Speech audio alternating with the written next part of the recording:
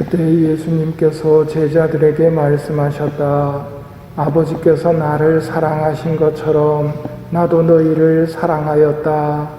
너희는 내 사랑 안에 머물러라.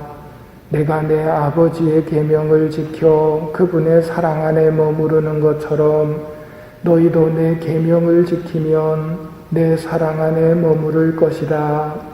내가 너희에게 이 말을 한 이유는 내 기쁨이 너희 안에 있고 또 너희 기쁨이 충만하게 하려는 것이다. 이것이 나의 계명이다. 내가 너희를 사랑한 것처럼 너희도 서로 사랑하여라. 친구들을 위하여 목숨을 내놓는 것보다 더 큰 사랑은 없다. 내가 너희에게 명령하는 것을 실천하면 너희는 나의 친구가 된다.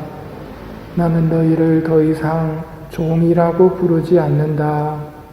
종은 주인이 하는 일을 모르기 때문이다.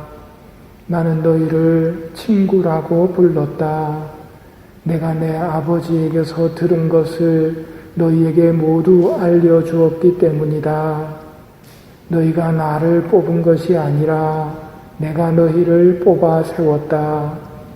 너희가 가서 열매를 맺어 너희의 그 열매가 언제나 남아있게 하려는 것이다.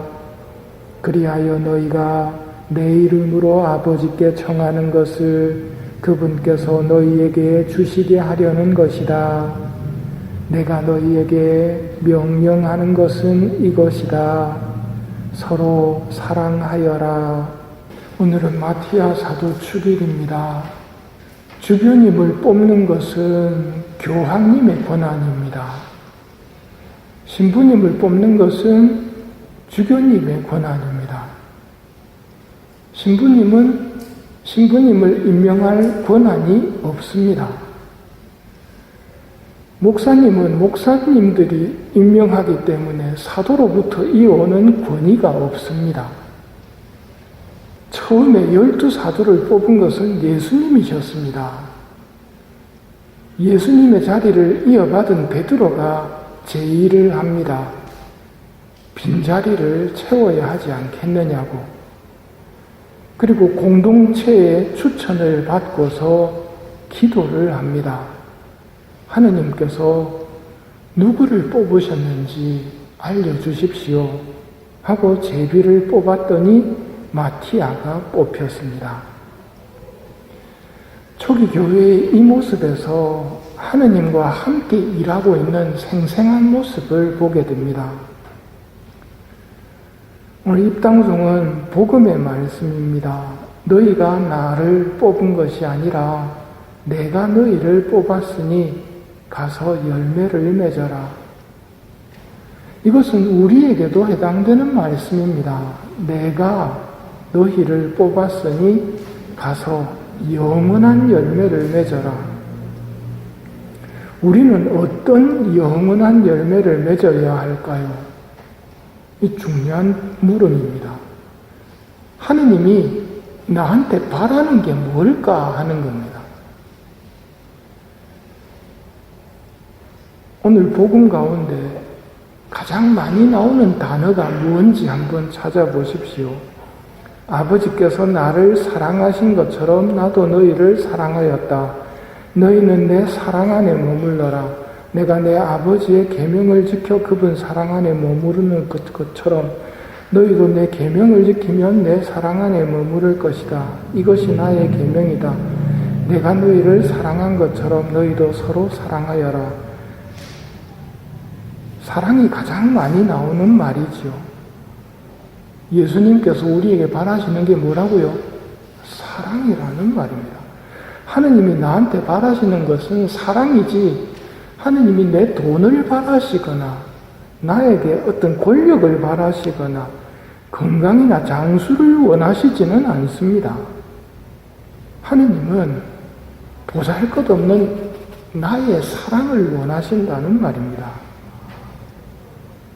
어제 파티마 성모님께서 기도와 고통을 봉헌하라고 말씀하셨습니다. 예수님께서 나에게 바라시는 것이 사랑이라면 기도와 고통을 바칠 때도 예수님이 원하시는 대로 바쳐야 됩니다. 그럼 어떻게 바쳐야 되겠습니까? 사랑으로 기도를 해야 됩니다. 사랑으로 고통을 바쳐야 됩니다. 이게 예수님이 원하시는 기도이고 예수님이 원하시는 고통입니다.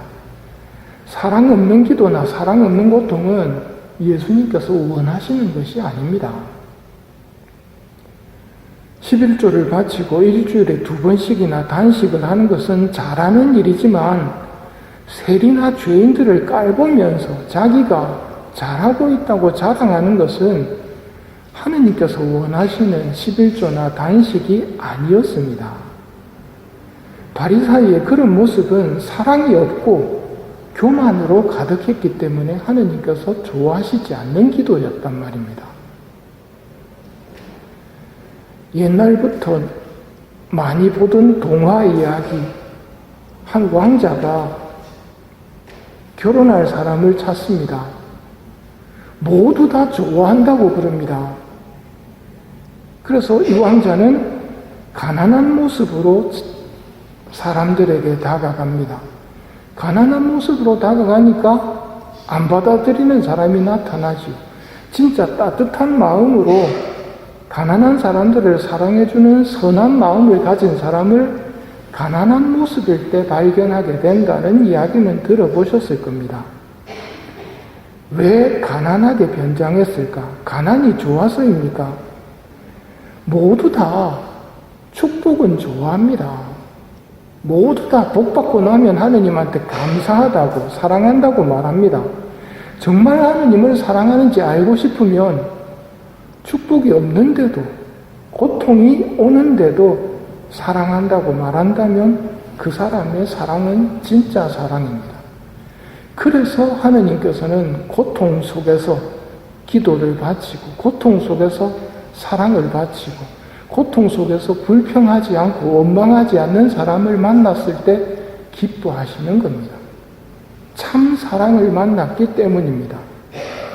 일이 잘 될 때 감사하는 것은, 일이 잘 될 때 기뻐하는 것은 믿는 사람이나 안 믿는 사람이나 사실 구별이 안 됩니다. 신자가 신자라는 것이 드러나는 장면이 언제냐면 고통 속에서도 하느님을 찾고 어려움 속에서도 하느님과 떨어지지 않는 모습이 참 신앙인의 모습이라는 말입니다. 졸음을 참아가며 냉담 중인 가족들의 회개를 위해 기도하고 먹고 싶은데 참아가며 단식 기도를 하는 것을 하느님은 결코 허투루 생각하시지 않습니다. 그 고통이 참 사랑임을 입증해 주는 것이기 때문입니다. 그렇다면 이 미사도 사랑의 마음으로 봉헌을 해야 됩니다. 별 생각 없이 미사 참여할 수 있습니다. 습관적으로 활동 보고하기 위해서 그냥 차례가 되었으니까 이렇게 올 수도 있겠지만 그렇게 오는 것은 하느님을 기쁘게 해드릴 기회를 놓쳐버리는 겁니다. 사랑의 마음으로 은총이 필요한 사람들을 하느님께 하나하나 말씀드리고 사랑의 마음으로 핸드폰 소리나 기침 소리 나지 않도록 하고 기도와 단식, 미사 참례와 성전에서의 예절 외에도 교무금이나 헌금 등 모든 활동을 사랑으로 해야 됩니다. 미사 전에 본 교리에서처럼 십자성호 한 번을 걷더라도 사랑으로 삼위일체이신 하느님을 부르면서 성호를 끊는다면 그것이 결코 하느님은 작게 보시는 것이 아니라는 말입니다. 왜냐하면 우리에게 바라시는 것이 사랑이기 때문입니다. 사랑 없이 파리 쫓듯이 성호경 끊을 수 있습니다만 그것은 하느님께서 우리에게 바라시는 것이 아니라는 말입니다. 예수님께서 나에게 바라시는 것이 사랑이라는 것. 그래서 모든 일을 사랑으로 행할 때 우리는 하느님 안에서 살아가는 것입니다. 하느님은 사랑이시기 때문입니다. 오늘 예수님께서 말씀하십니다. 너희는 내 사랑 안에 머물러라.